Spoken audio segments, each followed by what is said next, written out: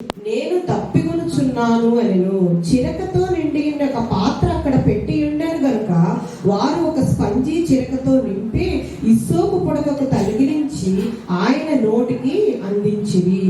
ఈ మాటను మనము శ్రమవాకుగా కూడా చెప్పవచ్చు. The word of suffering. చదవబడిన వాక్యాన్ని కనుక మనం పరిశీలిస్తే ఇక్కడ రెండు విషయాలు మనం చూడొచ్చు. మొదటిగా లేఖనాల నెరవేర్పును చూడొచ్చు, రెండవదిగా దప్పికొనుచున్నాను.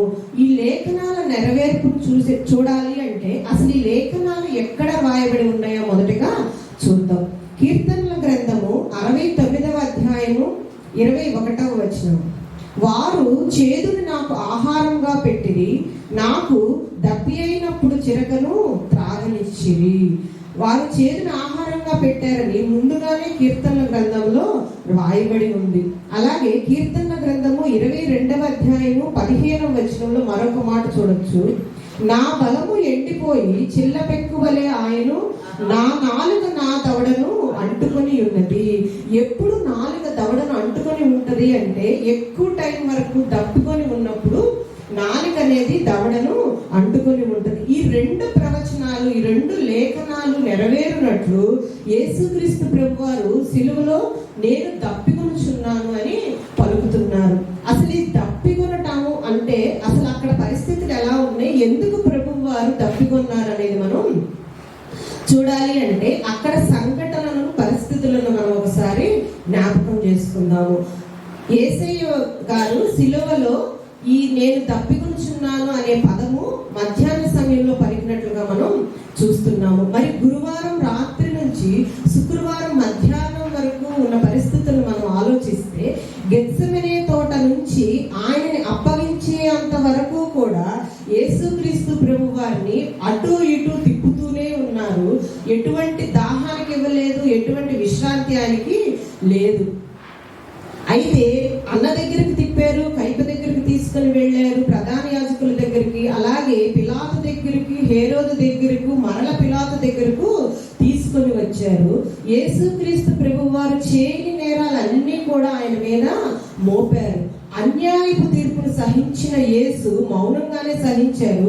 ఎక్కడా కూడా నా నేరం ఏంటి, నేను చేసిన తప్పేంటి, నేనే తప్పు చేయలేదు అని ఎక్కడ మాట్లాడటం మనము చూడము. మౌనంగానే భరించారు. శిష్యులంతా కూడా వదిలి వెళ్ళిపోయారు, ఆయన ఒంటరిగా ఉన్నారు.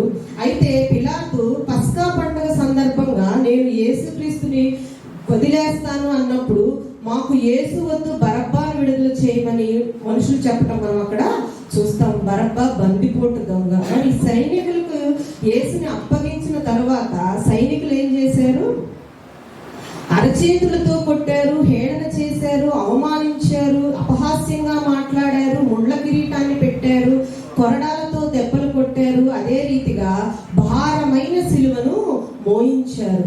మరి చేతులలో కాళ్ళల్లో మేకులు కొట్టారు, ఆకాశంకు భూమికి మధ్యన వేలాడదీశారు. ఇంత భయంకరమైనటువంటి పరిస్థితులలో యేసుక్రీస్తు ప్రభువారు దప్పికొనటం అనేది చాలా సహజమైన విషయం. ఎప్పుడైతే శరీరంలో నుంచి బ్లడ్ అనేది బయటకు వెళుతుందో మొదటిగా వేసేది దాహము. కానీ నిజానికి యేసుక్రీస్తు ప్రభువు వారిని బండ నుంచి నీళ్లు ఇచ్చినట్లుగా మనము చూస్తాము. బైబిల్ గ్రంథంలో కీర్తనలు 75:20 చూస్తే ఆయన బండను కొట్టగా నీరు ఉబికెను, నీళ్లు కాలువలై పారెను. బండ నుండి నీళ్లు ఇచ్చిన ప్రభువుకే దాహం వేయటానికి గల కారణం ఏంటి అంటే మొదటిగా ఇది శారీరక సంబంధమైన దాహంగా మనం చెప్పొచ్చు. యేసుక్రీస్తు ప్రభువారు ఎటువంటి దైవత్వంతోనూ ఈ లోకంలోనికి రాలేదు, కానీ ఒక మనుష్య కుమారునిగా ఈ లోకానికి వచ్చారు. మనకి సిలువ వేస్తే మనం ఎంత శ్రమ పొందుతామో, మనం ఎంత యాతన పడతామో, యేసుక్రీస్తు ప్రభువారు కూడా అంతే యాతన పడుతున్నట్లుగా మనం చూడొచ్చు. హెబ్రీలకు రాసిన పత్రిక 2వ అధ్యాయము 16 నుంచి 18 వరకు చూద్దాము. హెబ్రీకి రాసిన పత్రిక. ఆయన ఎంత మాత్రము దేవదూతల స్వభావమును ధరించుకొనక అబ్రహాము సంతాన స్వభావమును ధరించుకొని ఉన్నాడు. కావున ప్రజల పాపములకు పరిహారము కలుగు చేయుటకై దేవుని సంబంధమైన కార్యములలో కనికరమును నమ్మకమును గల ప్రధాన యాజకుడు నిమిత్తము అన్ని విషయములలో ఆయన తన సహోదరుల వంటి వాడు కావలసి వచ్చెను. తాను శోధింపబడి శ్రమ పొందిన కనుక శోధింపబడి వారికి సహాయం చేయగలవాడై ఉన్నాడు. అయితే ఇక్కడ ఎంత మాత్రము దేవదూతల స్వభావమును ధరించుకొనక అబ్రహాము సంతాన స్వభావమును ధరించుకొని ఉన్నాడు అంటే సంపూర్ణ మానవుడిగా యేసుక్రీస్తు ఈ లోకానికి వచ్చినట్లుగా మనకు తెలుస్తుంది. అన్ని విషయంలో ఆయన శ్రమ పడ్డాడు కనుకనే శ్రమ పడే వారికి శ్రమ పొందే వారికి ఆయన సహాయం చేయగలవాడై ఉన్నాడు. గాయపడటం అనేది తెలుసు కాబట్టి, గాయపడ్డాడు కాబట్టి గాయపడిన వారిని ఆయన స్వస్థపరుస్తాడు. ఈ లోకంలో ఆయన దాహము తెలుసు, అలసట తెలుసు, దప్పిక తెలుసు. అందుకే మన ఆకలి దప్పులు తీర్చేవారిగా ఉన్నారు. మన ప్రతి అక్కరను ప్రతి అవసరతను ఆయన తీర్చేవారుగా ఉన్నారు. అందుకే దాహం అనేది ఇక్కడ శరీర సంబంధమైనదిగా మనం చూడొచ్చు. మరి సైనికులు చేదు చిరకను ఇచ్చారు, కానీ యేసుక్రీస్తు ప్రభువారు దానిని త్రాగలేదు. అంటే ఆ రోజుల్లో ఇంత భయంకరమైనటువంటి శ్రమను అనుభవిస్తున్నప్పుడు వారికి కొంత ఊరటగా ఉండటానికి ఒకలాంటి మత్తు పదార్థాన్ని అంటే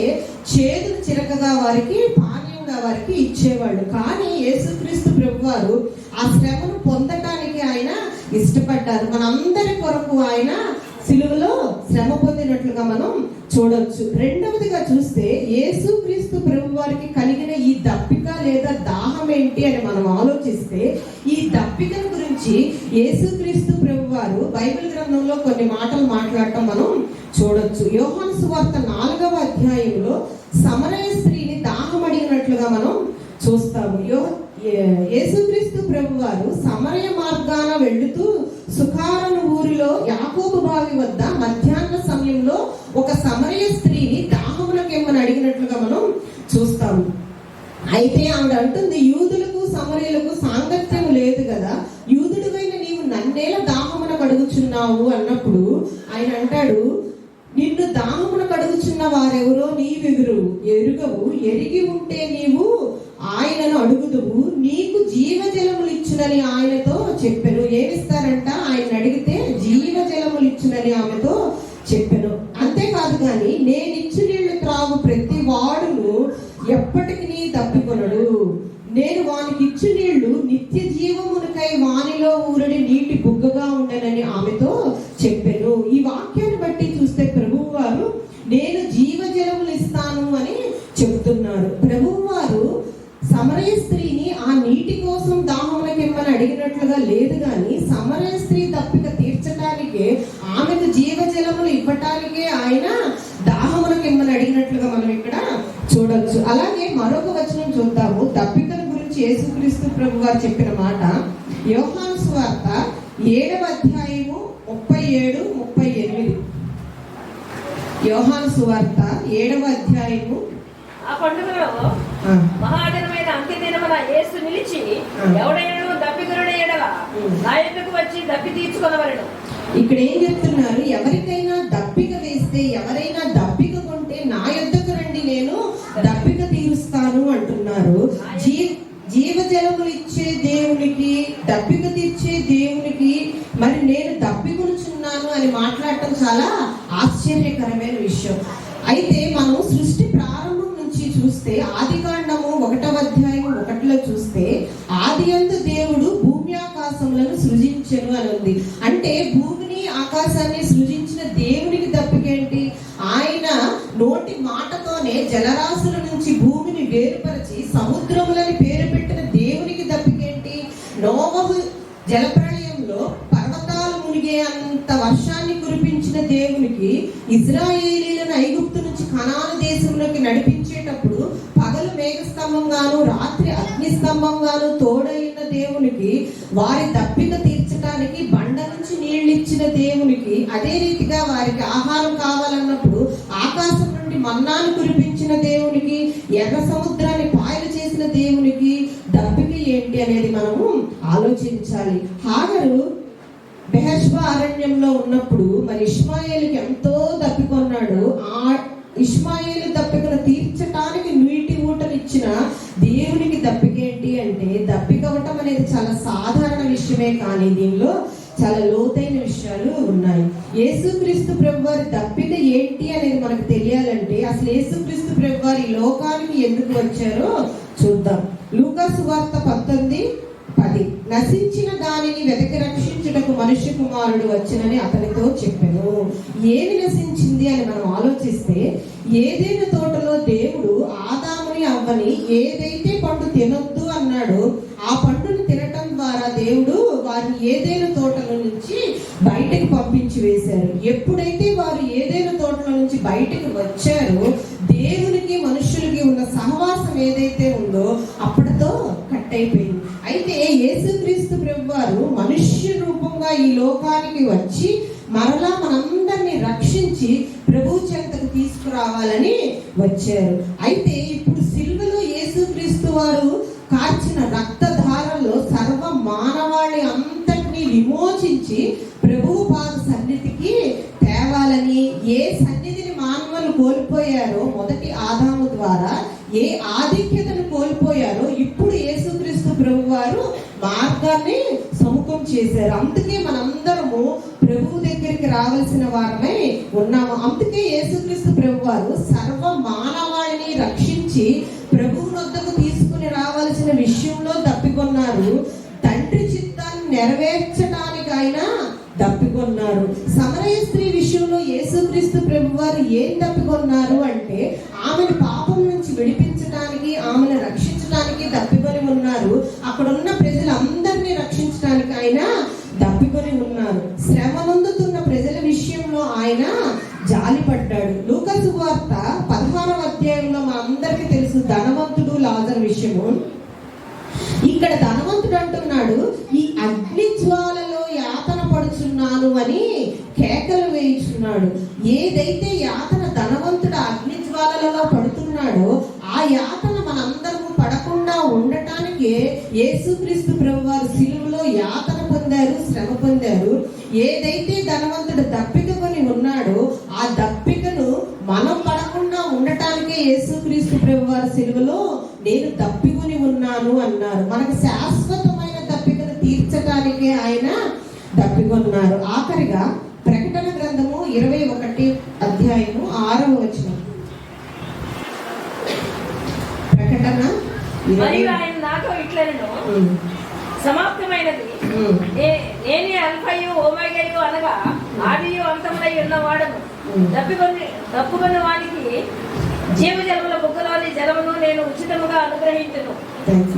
దప్పిగొని వానికి జీవజలముల బుగ్గలోని జలములను నేను ఉచితంగా అనుగ్రహించును అంటున్నారు. అంటే ఉచితంగా జీవజలములు ఇస్తాను అని ప్రభువారు చెప్తున్నారు.